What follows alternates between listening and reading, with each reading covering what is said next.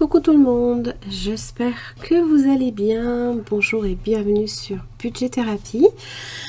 Donc nous sommes là pour faire la clôture de la 4e semaine. Alors, il s'est passé énormément de choses depuis la fois où je vous ai fait la clôture de la semaine 3. Donc, c'était jeudi dernier, normalement le 18, puisque le week-end, nous partions en fait pendant 3 jours en fait dans le sud. Voilà. Du côté de Manosque, c'est très très joli, très très très chaud aussi. Voilà, c'était vraiment super. Que vous dire de plus? N'oubliez pas que, voilà, au niveau présentation, je le fais maintenant sur les vidéos bilan et les vidéos prévisionnelles.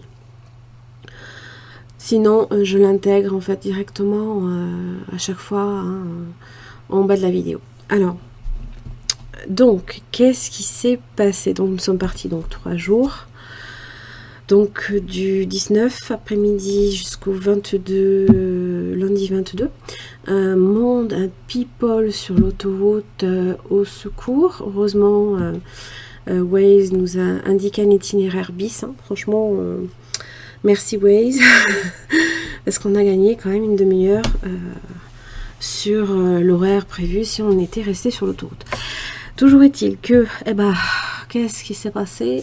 Plus rien dans l'enveloppe week-end et plus rien dans l'enveloppe sortie. Voilà, j'ai même un petit peu tapé dans la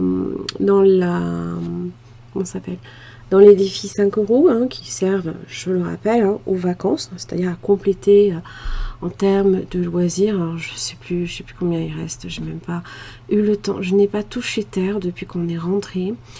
Et je vais vous expliquer pourquoi. Parce qu'en fait, le jour vendredi 19 où on part, le matin, ma fille me téléphone et me dit maman, je suis pas bien. Maman, je suis pas bien. Maman, elle a le cœur qui arrête de battre. Non, mais en fait, ce qu'il y a, c'est que elle était non pas en gros coup de stress, mais presque. C'est des fois, elle faisait même des crises d'angoisse. Alors, elle en a eu fait, même quand elle était retournée à un moment donné, elle avait arrêté son road trip pendant 10 jours parce qu'elle partait en Crète avec son père et sa soeur et elle avait quand même fait une crise d'angoisse, donc ça venait pas nécessairement de son road trip, sauf que là en fait elle avait pris ça sur sa périodicité, on va dire. Et puis le lendemain pas mieux. Et elle me dit je suis pas bien du tout. Et son père lui dit écoute, t'es pas bien loin de maman, rentre, va voir maman pendant 1 semaine, repose-toi, cale-toi, et puis si ça va mieux, tu peux repartir de plus belle, quoi.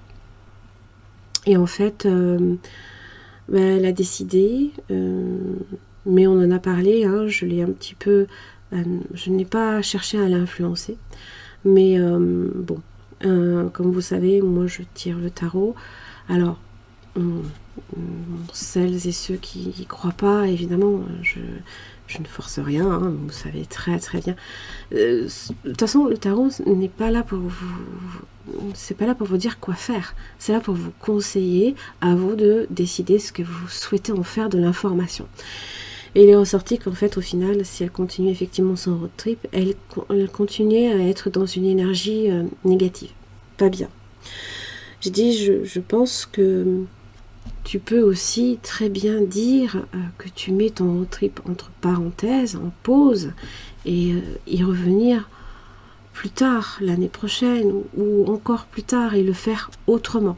Parce qu'en fait, elle a réalisé qu'elle se sentait très seule, et elle partait toute seule, Elle est partie toute seule avec, je lui avais prêté ma voiture et elle s'était installée un lit à l'arrière avec des rangements et tout.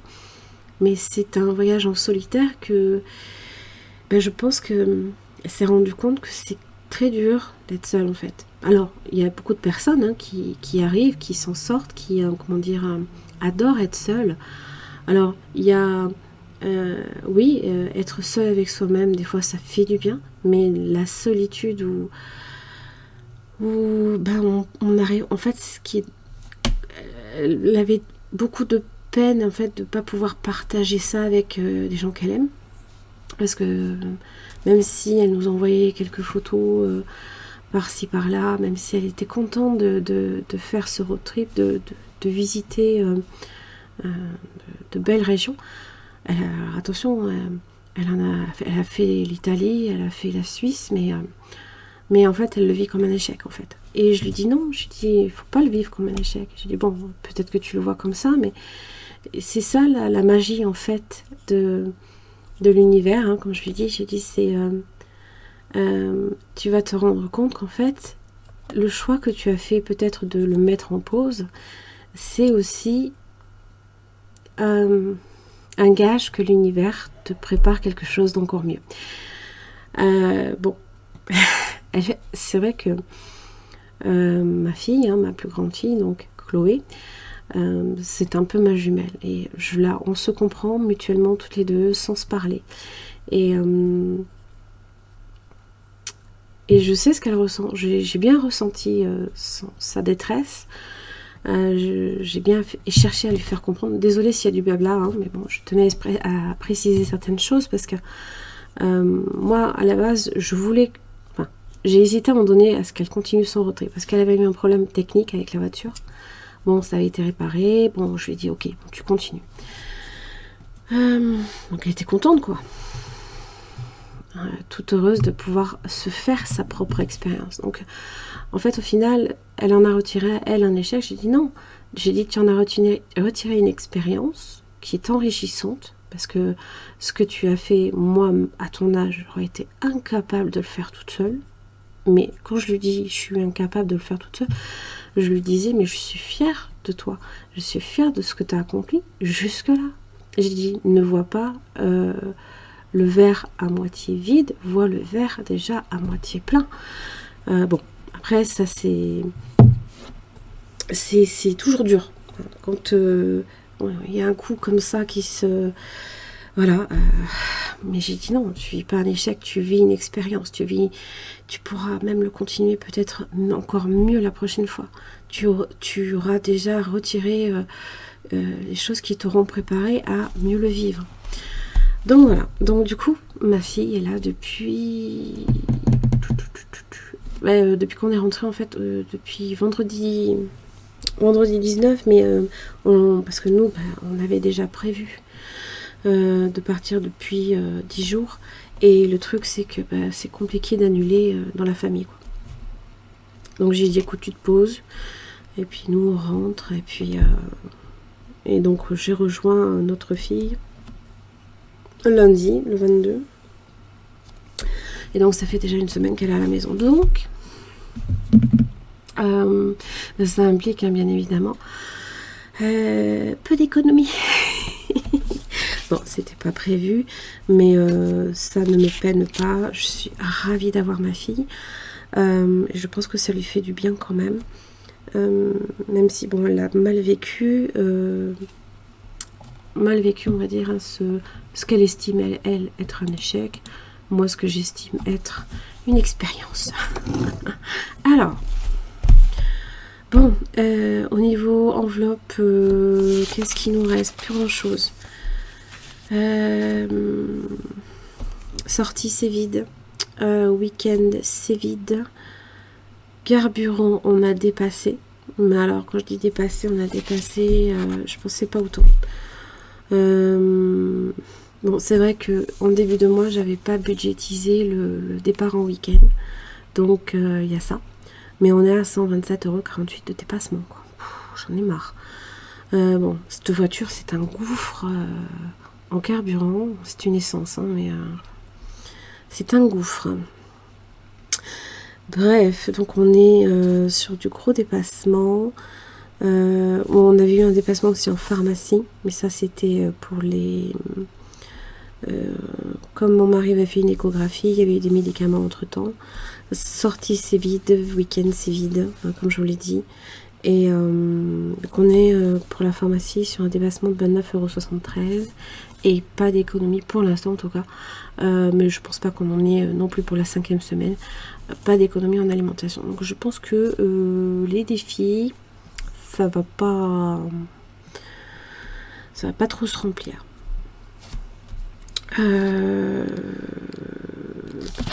Voilà. Sinon, prélèvement, tout n'est pas encore passé. Il reste surtout tout ce qui est téléphone, cotisation carte bancaire. J'ai eu YouTube Premium aussi. Alors, j'ai baissé également pardon, le forfait de ma fille, ainsi que le mien. Bon, j'ai gagné 30 centimes, mais j'ai gagné des gigas à la place. Donc, je me suis dit, pour 30 centimes moins cher, j'ai plus de gigas, donc tant mieux. Donc, je vais pouvoir écouter les budgéteuses quand je suis au travail.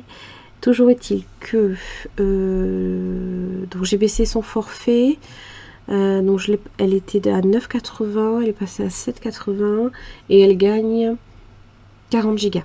Donc des fois ça vaut le coup de zioter sur le site de Rigolo Mobile. Des fois ils ont des forfaits qui sont plus intéressants de mois en mois et l'avantage c'est que comme c'est sans engagement, on peut nous aussi profiter des prix promotionnels. Voilà, on n'est pas bloqué en fait quand on est sur un engagement, on n'est pas bloqué sur un forfait, voilà. Sachant qu'il ne nous augmente jamais, il ne bouge jamais le forfait. Donc ça, c'est un gage que c'est une économie, c'est surtout une dépense fixe, mais surtout une économie en termes de forfait mobile. Moi, avant, j'étais chez Bouygues Télécom. Comment dire ? Je suis passée de 70 € pour 3 portables à 25 € pour 4 portables. Voilà, ça c'est fait. J'ai aussi baissé l'abonnement Netflix, le mien. Alors c'était une offre essentielle, comme ils appelaient ça. C'était sur du HD, pas sur du très haut débit. Mais l'avantage c'est que j'avais pas de pub. Mais sincèrement, pour 5 € moins cher, je vais avoir quelques pubs, mais une meilleure qualité. Donc je me dis l'un dans l'autre, je gagne 5 € par mois. Après, ça chiffre vite. Ça fait 60 balles d'économie à l'année, quoi. Donc, non négligeable. Et puis voilà. Sinon, il y a des choses évidemment qui ont aussi bougé, donc en épargne. Donc là, ici, pas maison, ça on n'y a pas touché. Veto non plus, le week-end, c'est tout vide. Amazon, on va cumuler. Les croquettes du chat, j'ai pas encore acheté, il y a un prévu, c'est vide. Voilà, ça c'est fait. Qu'est-ce qui a bougé? Là, ici, ça a énormément bougé. Et malheureusement, dans le fond d'urgence, bien évidemment, puisqu'il fallait remplir le ventre du Duster. J'ai enlevé les 60 € que j'avais cumulés de vacances, donc tant pis, c'est pas grave. J'ai pioché aussi, donc fonds d'urgence, il me reste plus que 30 €. Voilà, puisque j'ai pioché fonds d'urgence, j'ai pioché 200 € en tout. Donc je suis bon, c'est là pour ça. Donc moi j'ai pas de regrets, on en a profité quand même, mais c'est un gouffre financier cette voiture. Elle consomme beaucoup trop. Vivement je récupère mon diesel et les vacances, voilà 60 €. Donc il va falloir que je vide certaines enveloppes. Donc là ça a bougé. Et puis voilà. Donc évidemment ça a bougé dans les livrets d'épargne, mais il y avait quoi? Ouais, c'est sur le LEP forcément aussi. Voilà, au niveau du fonds d'urgence et des imprévus. Ouais. Voilà. Alors, j'en ai terminer là ici pour cette vidéo. Je fais juste une petite parenthèse puisque donc il n'y a rien à récupérer, hein. Je vous dis, hein, au niveau du porte-monnaie c'est vide, il y a le désert qui passe à l'intérieur. Je vais préparer la vidéo évidemment du budget prévisionnel pour août. Alors ça va être un budget prévisionnel différent de d'habitude, puisque comme vous l'aurez compris, qui dit vacances dit dépenses, dit amusement, dit je vais avoir mes deux filles. Bon, du 1er au 20 août, ma grande repart dans le sud, elle va vider la voiture, me l'a préparée pour que je la récupère. Je termine le mois avec ma plus jeune, je redescends ma plus jeune fille et je récupère la voiture fin août normalement. Voilà, donc ça va être un budget où on sera 4. Donc je vais pas vous en dire plus, je vais pas vous spoiler, mais il y a des enveloppes qui seront mises en pause. Voilà. J'en ai terminé pour cette vidéo. J'espère que je peux pas vraiment vous dire si ça vous a plu, bien que n'hésitez pas à me laisser un commentaire, hein, si voilà, si vous souhaitez interagir par rapport à tout ça, ça me fera super plaisir. Quoi d'autre? Et je vais vous laisser là. Je vous embrasse très très fort et vous retrouvez la vidéo bilan, parce qu'aujourd'hui nous sommes samedi 27 août. Il est 5h30, donc je pense que quand la vidéo sera publiée, il sera peut-être pas loin de 8h, 7-8h quoi à peu près. Donc merci pour votre patience, merci pour votre écoute et je vous retrouve demain, donc dimanche, pour la vidéo prévisionnelle. Un gros bisou, à demain.